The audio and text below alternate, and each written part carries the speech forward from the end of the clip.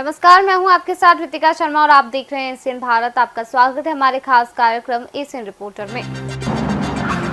देश भर में चल रहे सेवा सप्ताह को लेकर दमोह के मानस भवन में एक कार्यक्रम का आयोजन किया गया। इस कार्यक्रम के माध्यम से महिलाओं को जागरूक करने के लिए राष्ट्रीय पोषण माह के तहत हर घर पोषण त्योहार के तहत एक कार्यक्रम का आयोजन किया गया। इस कार्यक्रम के माध्यम से महिलाओं को सशक्त करने की बात कही गई, साथ ही स्वस्थ नारी और स्वस्थ परिवार की बात भी कही गई।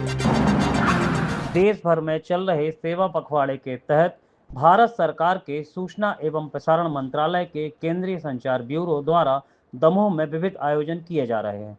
2 दिवसीय इस आयोजन में स्वस्थ नारी स्वस्थ परिवार विषय पर एक बड़ी चित्र प्रदर्शनी का आयोजन किया गया। दमोह के मानस भवन में आयोजित इस कार्यक्रम में चित्र प्रदर्शनी के माध्यम से महिलाओं में सुपोषण सहित स्वस्थ रहने के संदेश दिए जा रहे हैं। इसके अलावा गीत संगीत नाटक के माध्यम से भी महिलाओं को जागरूक करने का प्रयास किया गया। 2 दिनों तक चलने वाले इस आयोजन को लेकर भारत सरकार के सूचना एवं प्रसारण मंत्रालय के संचार ब्यूरो की जबलपुर इकाई के अधिकारीगण दमोह में हैं और लोगों को जागरूक कर रहे हैं। आज दमोह के मानस भवन में पूर्व वित्त मंत्री और दमोह विधायक जयंत मलैया, पिछड़ा वर्ग आयोग के अध्यक्ष डॉक्टर रामकृष्ण कुसमरिया, जिला पंचायत अध्यक्ष रंजीता पटेल के साथ विभिन्न जनप्रतिनिधियों ने इस चित्र प्रदर्शनी का शुभारंभ किया। अतिथि और जन सामान्य ने इस पहल का स्वागत करते हुए कहा कि इस आयोजन से महिलाओं को खास तौर पर ग्रामीण महिलाओं में जागृति आएगी और महिलाएं सुपोषण और स्वास्थ्य को लेकर जागरूक होंगी। 2 दिवसीय इस कार्यक्रम को लेकर के सूचना एवं प्रसारण मंत्रालय भारत सरकार के द्वारा इस कार्यक्रम का आयोजन किया गया। इस कार्यक्रम में बड़ी संख्या में ग्रामीण क्षेत्रों की महिलाएं भी उपस्थित रहीं, जिन्होंने इस पूरी योजनाओं को समझा एवं उसके लाभ के बारे में जाना। Ganesh Agrawal, Asian reporter, Damoh.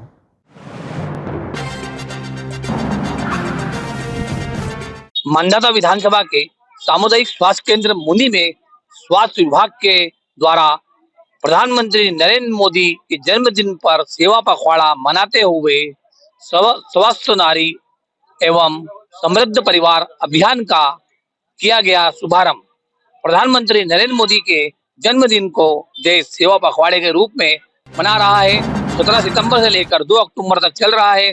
सभी विभाग अपने अपने अलग अलग तरह से जनता को फायदा देकर जन्मदिन को मना रहे हैं प्रधानमंत्री के सेवा पखवाड़े के रूप में।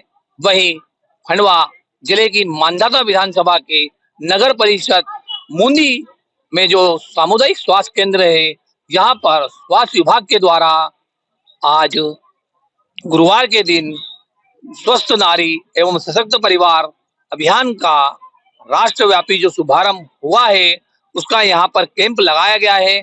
और इस कैंप में जो आयोजन किया गया है स्वास्थ्य केंद्र के द्वारा, सामुदायिक स्वास्थ्य केंद्र ब्लॉक मेडिकल ऑफिसर जो है रविंद्र मंडलोई के नेतृत्व में पूरे स्वास्थ्य विभाग की टीम यहाँ पर लगी हुई है। इसके साथ आप देख सकते हैं किस तरह से यहाँ पर लाइन भी लगी हुई है और बड़ी संख्या में जो स्वस्थ नारी जो कन्या का रूप होती है, सबसे पहले कन्या के बाद माता के बाद उसके भ्रूण में बच्चे, इसके साथ नारी की जो पूरी क्रिया का यहाँ पर स्वास्थ्य निःशुल्क परीक्षण किया जा रहा है। और यह परीक्षण करने के लिए बड़ी संख्या में, हजारों की संख्या में यहाँ पर बालिकाएं, महिलाएं और यहाँ पर पहुंची और प्रधानमंत्री के जन्मदिन को सेवा पखवाड़े के जो अभियान चला, स्वस्थ नारी सशक्त परिवार अभियान, उसमें आकर भाग लिया। नरेंद्र मोदी के जन्मदिन को सेवा पखवाड़े में यहाँ पर स्वस्थ नारी सशक्त परिवार के रूप में किया गया शुभारंभ। उनासा से एशियन भारत रिपोर्टर के लिए आनंद दराड़े।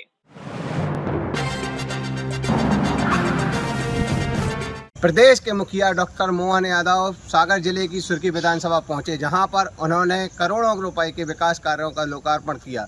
साथ ही उन्होंने सुर्खी विधानसभा के लिए कई महत्वपूर्ण घोषणाएं की। मंत्री गोविंद सिंह राजपूत के द्वारा रखी गई मांगों को स्वीकार करते हुए मुख्यमंत्री डॉक्टर मोहन यादव ने कहा कि मैं जैसी नगर का नाम जय शिव नगर करने की घोषणा करता हूं।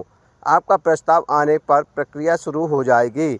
इसके साथ ही जैसी नगर की जनता की मांग को ध्यान में रखते हुए जैसी नगर को नगर परिषद बनाया जाएगा। घोषणा करते हुए डॉक्टर मोहन यादव ने कहा कि कांग्रेसी कुछ भी कहें, लेकिन इसी दिवाली के बाद भाई दूज से लाडली बहनों को 1500 रुपये मिलना शुरू होंगे। एक कांग्रेसी रोते रहे, हमारे पास इतना पैसा है कि हम बहनों को देते रहेंगे। उन्होंने बेबस नदी परियोजना बनाने की भी घोषणा की। जयश्रीनगर में कन्या हायर सेकेंडरी स्कूल खोलने और मसुआई से तोड़ा के बीच करीब 60 करोड़ की लागत से 25 किलोमीटर लंबा मार्ग बनाने का ऐलान किया है। उन्होंने कहा कि सोयाबीन की फसल जहां जहां खराब हुई है उसका सर्वे कराकर मुआवजा दिलाया जा रहा है। सीएम ने कहा कि आज सिंगल विंडो का शुभारंभ किया है। इस समय जिस तरह घर घर नल जल पहुंच रहा है, ठीक उसी तरह आने वाले समय में घर घर लाइन के जरिए गैस पहुंचेगी। सिंगल विंडो से सभी प्रकार की अनुमति और एनओसी मिलेगी। कांग्रेस पर तंज कसते हुए कहा कि कांग्रेस गौमांस और गौवंश को लेकर बात करते हैं, लेकिन हमारी सरकार 2004 के बाद मध्य प्रदेश में गौवंश को लेकर कानून लेकर आई है। गौवंश और गौवंश की छोड़ो, गौमाता को कोई परेशान नहीं कर सकता। प्रदेश के मुखिया डॉक्टर मोहन यादव ने सुर्खी की जनता को संबोधित करते हुए कहा कि कांग्रेस हमेशा गौ माता को लेकर भ्रामक जानकारी फैलाती है। वहीं लाडली लक्ष्मी योजना को लेकर उन्होंने कहा कि कांग्रेस ने कुछ समय पहले शराब को लेकर कहा था कि महिलाएं मध्य प्रदेश की सबसे ज़्यादा शराब पीती हैं। इसको लेकर भी कांग्रेस को आड़े हाथों लिया। एशियन भारत के लिए सागर से अभिषेक रजक की रिपोर्ट।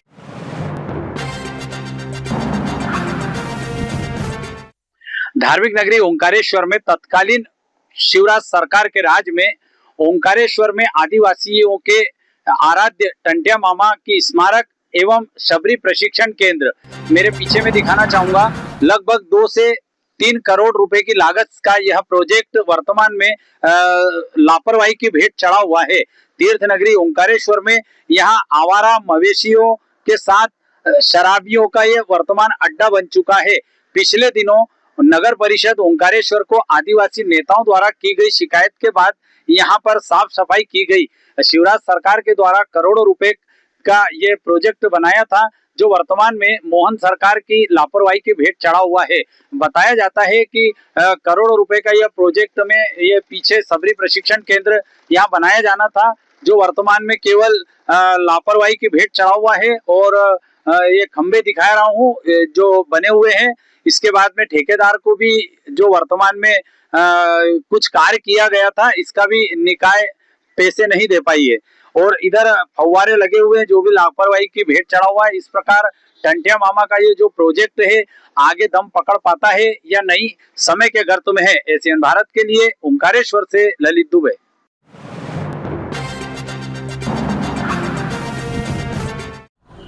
इंदौर लोकायुक्त ने कार्रवाई करते हुए नगर निगम के स्वास्थ्य विभाग में पदस्थ दरोगा और एक सुपरवाइजर को 3000 रुपए की रिश्वत लेते हुए रंगे हाथों पकड़ा है।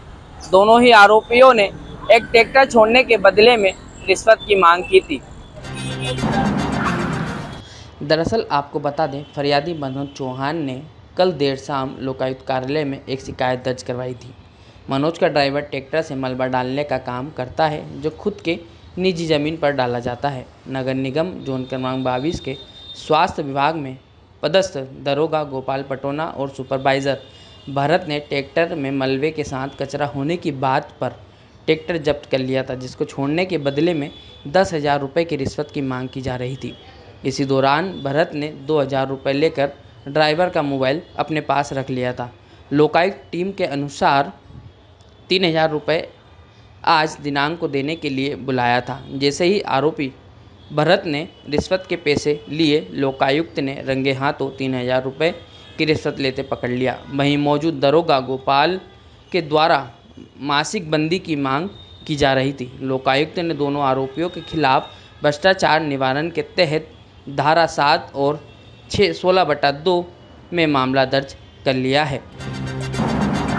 इंदौर नगर निगम जोन क्रमांक 22 पर पदस्थ स्वास्थ्य विभाग के दरोगा गोपाल और भरत सुपरवाइजर को आज लोकायुक्त की टीम ने 3,000 रुपये की रिश्वत लेते हुए रंगे हाथ पकड़ा है। बताया जा रहा है दोनों आरोपियों ने 10,000 रुपये की ट्रैक्टर चालक से डिमांड की थी। साथ ही ट्रैक्टर चालक का मोबाइल भी रख लिया था। दोनों आरोपियों के खिलाफ लोकायुक्त ने भ्रष्टाचार अधिनियम के तहत कार्रवाई की है। इंदौर से एशियन भारत के लिए जय सिमरिया, मेरे सहयोगी अर्पित शाह के साथ।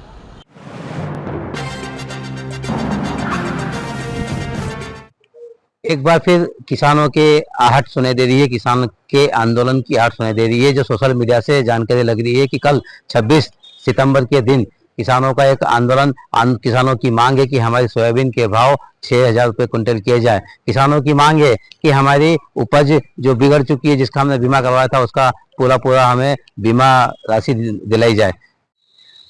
तो पहले हमने आज से एशियन भारत पर एक विशेष खबर दिखाई थी, किसानों की हालत और किसानों की फसलों के बारे में बताया था। आज से करीबन 12-15 दिन पहले खबर जानकारी दी थी कि किसानों के फसलों की जो उत्पादन है वो बहुत ही गिरावट हो गई है। 40 किलो एक बीघा के निकल रहे हैं, या 1 कुंटल एक बीघा के निकल रहे हैं। तो किसान बहुत तरह से परेशान है, जिसकी वस्तु स्थिति हमने जब जमीनी हकीकत जो खबर दिखाई थी और उसके बाद में प्रशासन जागा और प्रशासन ने कलेक्टर रोशन सिंह ने भी खेतों का सर्वे किया और यहाँ पर बीमा अधिकारी को भी सर्वे करने के निर्देश दिए। बीमा कंपनी जा रही है और क्रॉप कटिंग कर रही है। क्रॉप कटिंग करके किसानों का अनावरी की जाएगी। उसके बाद बीमा राशि के लिए कहीं ना कहीं कुछ बात बनेगी, लेकिन कितना बीमा राशि होगा, कितना % मिलेगा, ये अभी अध्ययन में। किसान परेशान है। फिर भी क्रॉप कटिंग का सिस्टम ये है कि 5x5 की एक फसल को काट लिया जाता है और फसल को काटने के बाद सोयाबीन काटने के बाद इकट्ठी की जाती है, उसको सुखा के जो दाने निकलते हैं उस दानों को तोड़ा जाता है और जितनी वजन निकलेगा वो हिसाब से होगी। तो सोशल मीडिया पे भी देखा हमने और कई आसपास खेतों की रिपोर्ट भी आई है जहाँ पर क्रॉप कटिंग पटवारी और राजस्व विभाग के द्वारा और कृषि विभाग के द्वारा की गई है। तो वहाँ पर 40 किलो, 80 किलो, 90 किलो, 1 कुंटल के समथिंग निकल रही है। वो क्रॉप कटिंग किन की हो रही है? जिनके सर्वे नंबर प्रशासन ने, राजस्व विभाग ने या वो आगे से जिला से या प्रदेश से लिस्ट आई है कि इन खेतों पे जाके, इन क्षेत्रों में जाके 2 या 3 तरह की अनावधि करना है। सबसे कम वाला, सबसे अधिक वाला और एक बीच वाला, 3 तरह की अनावधि क्रॉप कटिंग होगी और उसके बाद ये आकलन निकलेगा। मतलब अभी तो हालत किसानों की फिर भी खराब है, क्योंकि अभी उपज ही कम हुई है, बेचेंगे क्या? उनकी मजदूरी नहीं निकल रही है। इधर जिलाधीश ने भी सबको निर्देश दे दिए हैं, सीएम मोहन यादव ने भी निर्देश दे दिए हैं, विधायक भी अपने स्तर पर किसानों की बात रख रहे हैं। सभी राजनीतिक जनप्रतिनिधि अपने अपने स्तर से मुख्यमंत्री को पत्र लिख के और किसानों की हालत को बयां कर रहे हैं। अब देखना है, सरकार को निर्णय लेना है और बीमा कंपनी को निर्णय लेना है कि कितना अधिक से अधिक बीमा किसानों को दिया जा सके। हम देख रहे हैं कि इसी बीच में किसानों का आंदोलन की आहट भी सोशल मीडिया से शुरू हो गई है। सोशल मीडिया पे हम देख रहे हैं कि किसानों ने सोयाबीन की फसलों की उपज को 6,000 मांगा है, उन्होंने बीमा की राशि को मांगा है। कल जो होने वाला है, कल से जो शुरुआत होने वाली है, ये शुरुआत कितनी बड़ी होगी ये प्रशासन को भी देखना है और सरकार को भी देखना है, या किसान इस चीज को कहां तक ले जाएंगे। कल खाचरोद के अंदर सोशल मीडिया के माध्यम से जानकारी मिली है कि क्षेत्र के जो नागदा खाचरोद विधानसभा क्षेत्र के किसान है सब एकत्रित होंगे और धरना प्रदर्शन या रैली या चक्का जाम भी हो सकता है। प्रशासन से हमने इस स्तर पर बात करना चाहिए, लेकिन किसी ने फोन उठाया नहीं और न इसकी कोई व्यवस्थित जानकारी है। लेकिन किसानों की आहट शुरू हो चुकी है और एक बार पहले भी किसानों की आहट शुरू हुई थी 2017 में, तो सरकार पलट दी गई थी। लेकिन इस बार फिर किसान की हालत खराब हो चुकी है। भाजपा सरकार ऐसे कहती है, मुख्यमंत्री भी कह रहे हैं और प्रधानमंत्री नरेंद्र मोदी भी कह रहे हैं कि हम किसानों के हित की बात कर रहे हैं, किसानों के लिए काम कर रहे हैं, लेकिन कितनी जल्दी होगा, कितना होगा, किस तरह से सरकार किसानों को संतुष्ट कर पाएगी। जैसे हमने देखा कि किसानों की हालत खराब है, इधर सरकार भी अपने स्तर से प्रयास कर रही है कि किसानों को कहीं ना कहीं संतुष्ट किया जाए। जिलाधीश भी फील्ड पर निकल चुके हैं, खेतों में निकल चुके हैं, हर तहसील स्तर पर खेतों का जाके किसानों की हालत को, फसलों की हालत को जान रहे हैं। अब देखना ये है कि क्या ये लड़ाई कहाँ तक पहुंचती है या ये निर्णय कहाँ तक पहुंचता है कि किसानों को बीमा का कितना हिस्सा मिलेगा, उनको कितना, सरकार जो क्रॉप कटिंग हुई है, हो रही है, उसके जो अनावधि होगी उसमें कितनी राशि जारी होती है। लेकिन अभी हालात ये है कि किसानों के हालात बहुत बद से बदतर है, क्योंकि किसानों की राशि तो सोयाबीन की उपज के भाव नहीं मिल पा रहे हैं। दूसरी ओर किसान की फसल कम हुई है तो मजदूरी निकालना भी मुश्किल हो रही है। तो सरकार को इस ओर अधिक से अधिक और शीघ्रता से ध्यान देना होगा। एशियन भारत, चंद्रभान सिंह जोड़ा, खाचरोद।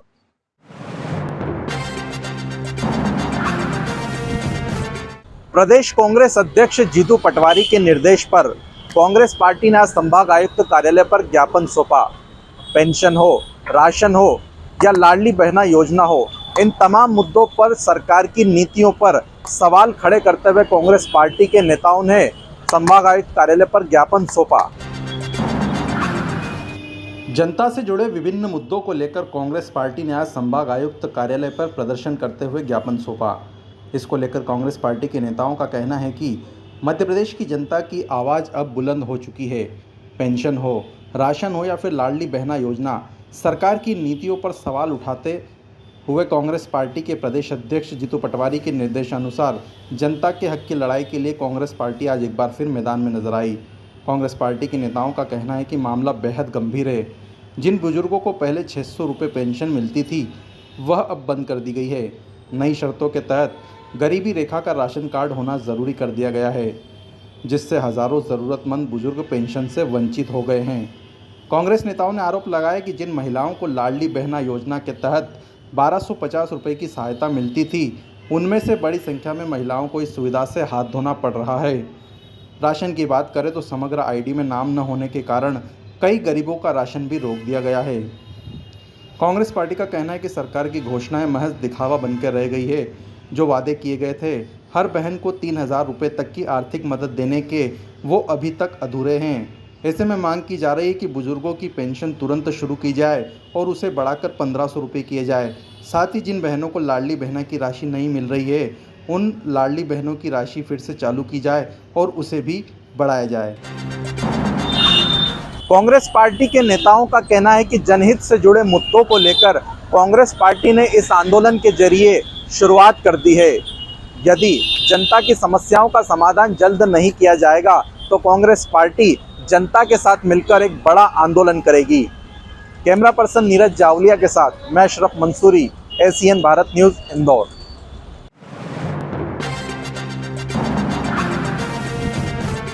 मध्य प्रदेश की राजधानी भोपाल में आज कांग्रेस अध्यक्ष जीतू पटवारी और उनके साथ कांग्रेस के कई सदस्य न्यू मार्केट आए हुए हैं।